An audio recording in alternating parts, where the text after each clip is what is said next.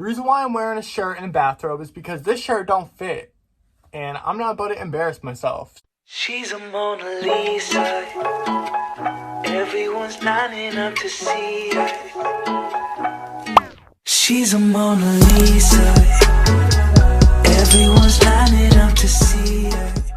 It's Hippo Fruit. I'm back with another video.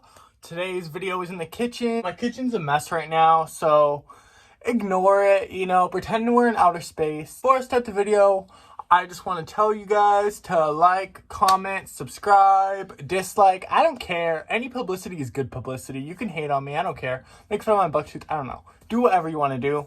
Just interact. If you see this video, interact. Do you guys ever know those kids that they're there for 1 year and they're like some weird kids, like they're weird freaking kids that come out of the woodwork, and then the next year they're gone? It was like a queen bee. You kill a queen bee and the whole herd comes after you. That's what was going on at my school. The first character I'm going to be talking about that was wild is going to be this girl from first grade. We'll call her Sally. Sally moved away a long time ago. I don't know where she's at now. I wish her the best, but oh well. Sally was my first crush ever. I loved Sally. Besides Zendaya. Zendaya was my first crush. You guys all know Zendaya. Zendaya is hot. She's always been hot. So I had a crush on Sally. Everyone in my family knew it.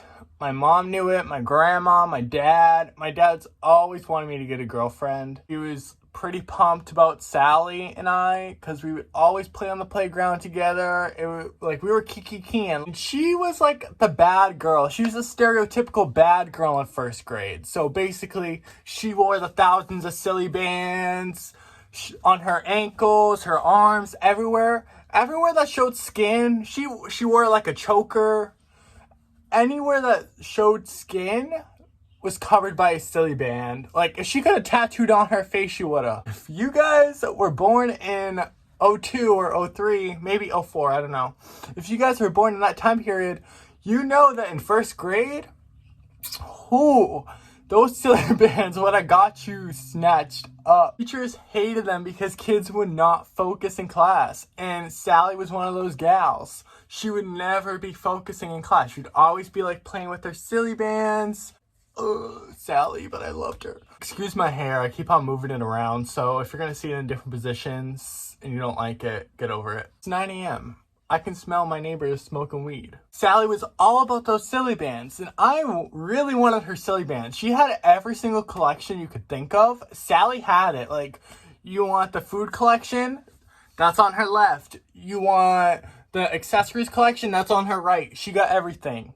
So if you asked Sally for something, she had it, and she would sell it at a reasonable price of 50 cents. She was a hustler. She was a hustler back in the day.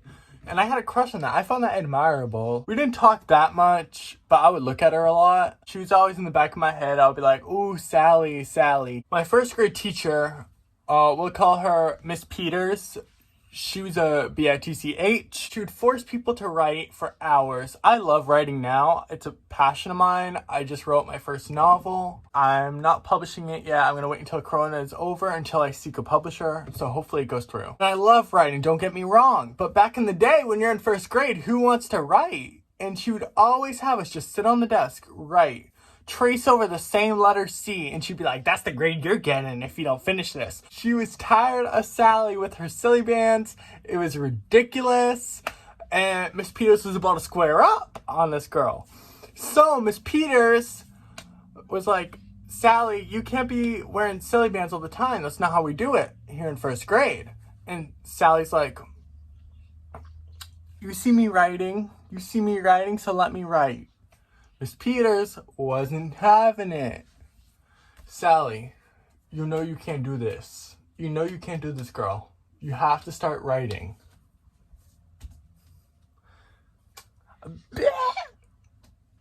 B word, fill in the blank. I ain't gonna say it on this channel. After Sally called Miss Peters the B word, it was the most epic stare-off competition.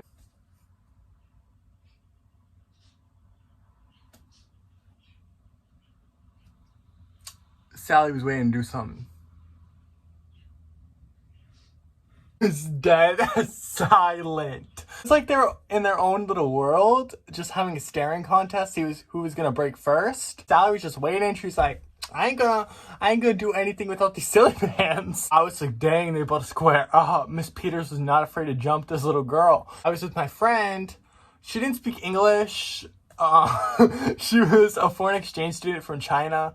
I don't know where she went now. That's another girl, but that's a whole different story because she backstabbed me when she did learn English. Even though, like, the girl didn't speak English, she could tell that Miss Peters and Sally were, like, getting at it. She was like, Philip, come on, like, tap my shoulder. I wasn't about that life. I was trying to stay out of it. Sally and Miss Peters, for the rest of the year, they have an exchange of, like, beef. The beef lasts the whole school year. I'm not even kidding you. From start to finish. Keep in mind, when that whole silly band drama was going on, it was only like the first like 3 months of school. And then Miss Peters did eventually give up. And she was like, you know what, whatever. I was over Sally by then. I moved on.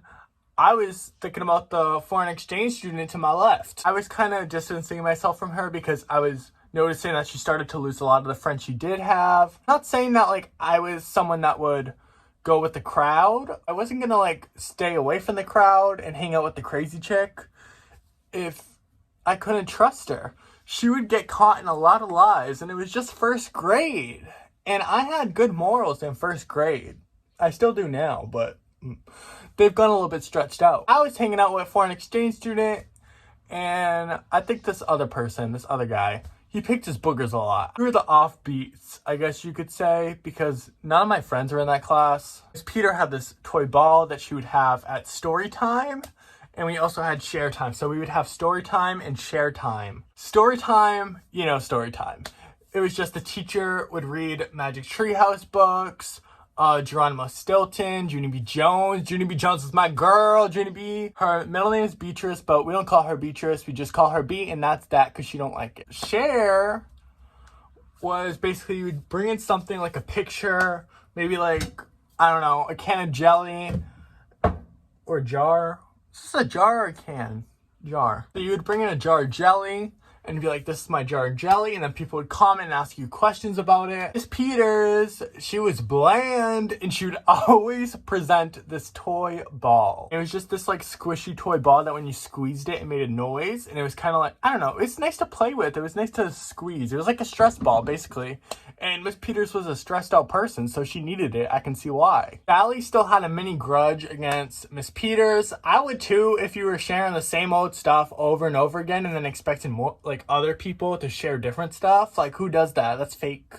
Come on, Miss Peters. You ain't dumb. I was born at night, but not last night, so I know the difference. Sally was still salty about the silly bands and then this sharing thing, so she wanted to get revenge, and she said to me, Booger, and for an exchange, I'ma steal this toy ball tonight. I was like, tonight? What's happening tonight? That night, there was this cultural event. So each classroom would get a certain country assigned to them, and then they would have to decorate their classroom as that country. And then at 6 o'clock all the parents would show up to the elementary school and be like, oh, this is definitely this country. And then like, I think you win a prize if the most people get it. I think they stopped doing that. Unfortunately, it was really fun, but they stopped doing that a long time ago. So Sally was like, yeah, we stealing this toy ball tonight. And I was like, what do you mean we? Like, she included me in it. And for an exchange, she didn't have a ride home, so she had to get on the bus. Booger, Sally, and I were all, like, part of this plan. Booger and I didn't even want to be part of it. He was like, oh, I really don't think we should do this. And then Sally was like, oh, we're doing it. So I didn't show up. I ditched the event. I hopped on that school bus for an exchange, and we left. I wasn't able to stay for that. I don't know what Booger and Sally did, but they did something where the ball was gone the next day. And Miss Peters, the next morning, she comes back. Walk into class. I hear Miss Peters crying.